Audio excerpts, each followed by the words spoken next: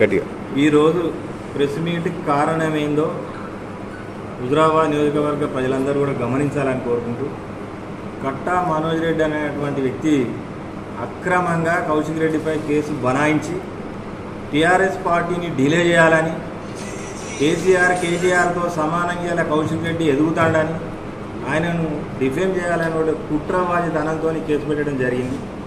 ఎందుకంటే ఈ కేసు పెట్టడాన్ని ఒకసారి ప్రజలంతా గమనించాలి. సికండి రాజకీయం చేస్తారు వాళ్ళు.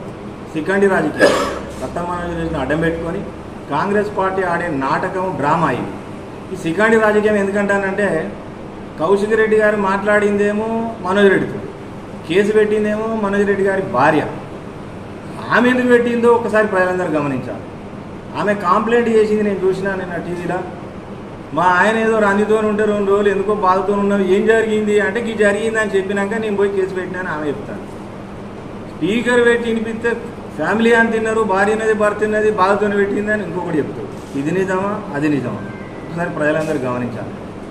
మరి 7 ఏళ్ల తర్వాత కేసు పెడతారా అని ఒక ఆయన మీటింగ్ పెట్టి చెప్పడం, చూసిరాని ఆయన భాగవతం చూసిరాని ఆయన ఒక ఆయన మీటింగ్ పెట్టి చెప్పడం, ఇవన్నీ ప్రజలందరూ గమనించాలని ఎందుకు కోరుకుంటానంటే, 7 సంవత్సరాల నుంచి వాడు గోస ఉచ్చుకుంటేనే కదా కౌశిక్ రెడ్డి దగ్గరికి గుండెడు ప్రజలందరూ పోయి మాకు కావాలి ఇప్పియాలని అడిగింది.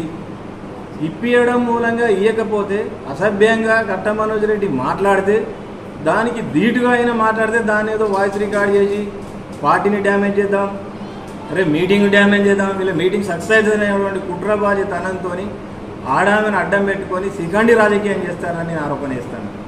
ఒక్కటే ప్రజలందరూ గమనించాలి, కౌశిక్ రెడ్డి గారు స్పందన స్పీడ్గా ఉంటుంది, ఆయన మాటలు స్పీడ్గా ఉంటాయి. కాబట్టి దాన్ని అడ్డం పెట్టుకొని డ్యామేజ్ చేయాలన్నటువంటి కుట్రబాజీ కాంగ్రెస్ పార్టీ రాజకీయాన్ని ప్రజలందరూ గమనించి వాళ్ళకి తగిన బుద్ధి చెప్పాలి. కాంగ్రెస్ నాయకులు అందరికీ కూడా చెప్తాను నేను, ఇక్కడోనికి ఇక్కడోనికి అందరూ చెప్తాను. ఆయనను డ్యామేజ్ చేసినంత మాత్రాన మనం ఇక్కడ గెలవం. ఆయనను డ్యామేజ్ చేసినంత మాత్రాన కాంగ్రెస్ పార్టీ అభివృద్ధి చెందదు. నువ్వు మంచి పనులు చేయరు, మీరంతా మంచి పనులు చేసి మీరంతా ప్రజలకు చేరువైతే అవుతుంది. కానీ టీఆర్ఎస్ పార్టీని తిడుతానో, టీఆర్ఎస్ పార్టీ మీటింగ్ను డ్యామేజ్ చేస్తానో, లేకపోతే కేసీఆర్ని డ్యామేజ్ చేస్తానో, టీఆర్ఎస్ పార్టీని ప్రజలల్లో ఆభాస్ పాలు చేద్దామని కుట్రబాజీ మాటలు మాట్లాడితే పార్టీ డ్యామేజ్ కాదు. కౌశిక్ రెడ్డి గారిది నిజాయితీతో కూడుకున్నటువంటి కోరిక. అది హెల్మెట్ పెట్టి ఆడ చేస్తారు, బండలు వాలి రైతుల మీద పడతాయి, రైతుల పురులన్నీ వలుగుతాయి. ఇవన్నీ పట్టింపు లేదా ఈ కాంగ్రెస్ నాయకులకు వీళ్ళందరికీ? దీన్ని ఖండిస్తే ఎమ్మెల్యే దొంగన, ప్రజలకు ఇచ్చే పైసలు, గుడికి ఇచ్చే పైసలు ఇవని చెప్తే ఇవాళ కౌశిక్ రెడ్డి గారిని డ్యామేజ్ చేస్తారా? అక్రమమైనటువంటి కేసులు బనాయిస్తే భయపడే ప్రశ్నే లేదు. కౌశిక్ రెడ్డి గారికి అయ్యే క్వశ్చన్ లేదు. మీరేదో కుట్రబాధితనంతో జైలు పంపితే పోయి రావడానికి కూడా రెడీ, ప్రజల కోసం చేసేది అది, ప్రజల కోసం జైలు పోవడానికి కూడా కౌశిక్ రెడ్డి రెడీ. మేమందరం కూడా ఆయనతో పాటు జైలు పోవడానికి మేమందరం కూడా రెడీగానే ఉన్నాం. భయపడే ప్రశ్నే లేదు. నాట్ టు అరెస్ట్ ఇచ్చింది ఎందుకు ఇచ్చింది? నువ్వు కంప్లైంట్ చేయగానే తెల్లారి వరకే పట్టర్ రాస్తారా? కంప్లైంట్ ఇచ్చినాక 15 రోజుల దాకా కూడా ఎఫ్ఐఆర్ చేయని పోలీసు ఇచ్చినాక తెల్లారి వరకే ఇవన్నీ పెట్టిర్రంటే ఈ కుట్రబాధితనం ఏందో ప్రజలందరూ గమనించాలి. వీళ్ళకు తగిన బుద్ధి చెప్పాలని కోరుకుంటూ, కౌశిక్ రెడ్డి గారు ఆగే ప్రసక్తే లేదు. కౌశిక్ రెడ్డి గారు ఎప్పుడు కానీ ఎక్కడ కానీ ప్రజలు వచ్చి అడిగితే అంతే స్పీడ్గా నిలదీస్తాడు, అడుగుతాడు, కుట్రబాధితనాలన్నింటినీ ఆపేస్తాడని ఈ సందర్భంగా తెలియజేస్తూ ప్రజలంతా దీన్ని గమనించాలని కోరుకుంటున్నాను. కట్టా మనోజ్ రెడ్డి ఒక బ్లాక్మెయిలర్, ఒక ద్రోహి, ఒక దొంగ. ఆయన మీద 420 కేసులతో సహా, ఆయన మాజీ నక్సలైటు, ఆయన ఆర్ఎస్ ఉద్యమాలలో పనిచేసిన వ్యక్తి. అప్పుడే వసూలు చేసుకుంటూ బ్లాక్మెయిల్ చేసి వెంకట, ఈయనది జాఫర్గఢ్ మండలంలో వెంకటాపురం గ్రామ నివాసి. ఆయన గత 30 సంవత్సరాల నుంచి నాకు మిత్రుడు.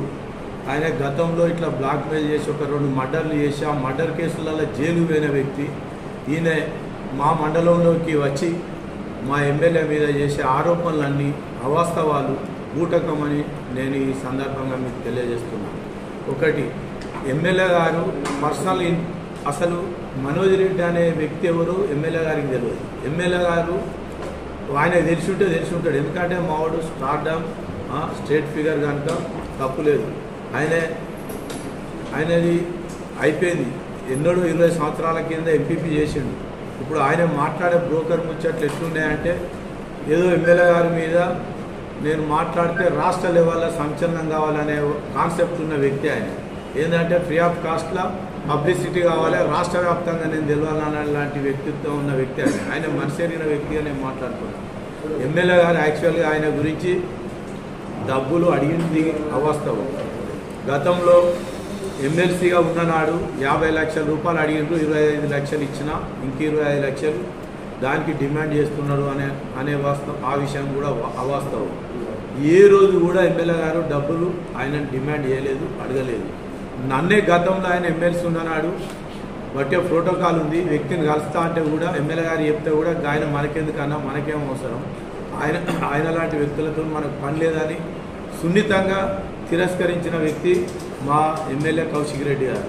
ఒకటి ఆయనే హైదరాబాద్లో ఒక్కొక్క ప్లాట్ను 300 అంటే ఒక్కొక్క ప్లాట్ను 20, 15, 16 మందికి చేస్తే ఒక 40 నుంచి 45 కుటుంబాలు అంటే సేవింగ్స్ చిన్న చిన్న ఉద్యోగస్తులు చిరు ఉద్యోగాలు చేసి కొనుక్కొని బిడ్డల పెళ్ళిళ్ళు పిల్లల ఎడ్యుకేషన్ కోసం అని చెప్పి చేస్తే Saroornagar police station Hayathnagar near ఆడ 354 కేసులు ఈయన మీద అవడం జరిగింది. గతంలో ఈయన ఒక 6 నెలలు జైల్లో ఉండి జైలు జీవితం గడిపొచ్చిన బ్లాక్ మెయిలర్ బ్రోకర్ ఈయన. కడియం శ్రీహరిని నా జేబులో ఉన్నారు, సీతక్కకి 25 లక్షలు ఇచ్చిన, 30 లక్షలు నాగరాజుకి ఇచ్చిన, 50 లక్షలు కడియం శ్రీహరికి ఇచ్చిన అని గుండేడు గ్రామస్తులు నేను ఆడ సింగిల్ విండో డైరెక్టర్గా ఉన్నాను. గుండేడు గ్రామస్తులు కాంగ్రెస్ పార్టీ వాళ్ళు, బీఆర్ఎస్ పార్టీ వాళ్ళు ప్లస్ బీజేపీ పార్టీ వాళ్ళు వచ్చారు. నా దగ్గరికి వచ్చి ఒకసారి మాట్లాడియానంటే అనంకొండలో కూర్చోబెట్టి నా ఆఫీస్లోనే మాట్లాడించిన సందర్భాలు ఉన్నాయి. సీసీ కెమెరాలు కూడా ఉన్నాయి, కావాలంటే అవి కూడా నేను ప్రొడ్యూస్ చేయడానికి సిద్ధం. అయితే ఆ క్రమంలో ఏమన్నాడంటే ఎవరికొవరికి ఇచ్చిందని లేనిపోయిన అవాండాలు చేస్తుంటే నేను జెంటిల్మెన్ అగ్రిమెంట్గా పిలిపించి మాట్లాడిన క్రమంలో కూడా ఎవరికి ఇవ్వలేదు, సారీ అన్న పొరపాటు అయింది. ఆ గ్రామానికి సంబంధించి 10 లక్షల రూపాయలు నేను బాకీ ఉన్నా, నా శిలాఫలకం గతంలో పలుగొట్టారు, అది పెట్టిస్తే నేను ఆ 10 లక్షలు ఇస్తా అన్న విషయం వాస్తవం. అది దాని సబ్జెక్టులో ఆ క్రమంలో మళ్ళీ ఎమ్మెల్యే గారి దగ్గరికి ఈ 5వ తారీఖు అంటే 3వ తారీఖు నుంచి 3, 4, 5 3 రోజులు అక్కడ శివాలయం కానీ మడేళ్ళ గుడి ఒక 4-5 చిన్న టెంపుళ్ళు అన్నీ పునఃప్రతిష్ఠ జరుగుతుంది. అది ఆల్రెడీ ఇన్విటేషన్ కార్డు కూడా ఉన్నాయి, మీకు సబ్మిట్ చేస్తాను నేను. ఆ క్రమంలో ఎమ్మెల్యే గారికి వస్తే ఇప్పుడు మా చైర్మన్ రాజేశ్వరరావు గారు బండసిన్న చెప్పినట్టుగా ఎమ్మెల్యే గారు మాట్లాడడం జరిగింది. ఆయన దురుసుగా ప్రవర్తించడం జరిగింది. కట్ట మనోజ్ రెడ్డి ఆయన ఏంటంటే ఏదో నేను ఇప్పుడు ఎమ్మెల్యే గారి మీద లేనిపోని ఆరోపణలు చేయాలి, కాంగ్రెస్ వాళ్ళ దగ్గర ఉండాలి, ఏదో ఆ క్వారీలో ఏంటంటే 2 హెక్టార్లు తీసిన క్వారీ ఇప్పుడు 2 హెక్టార్లు మీద 5 ఎకరాలు అన్నారు. 5 ఎకరాలు చేసిన క్వారీలో 16.5 ఎకరాలు ఆయన ఓపెన్ చేయడం జరిగింది.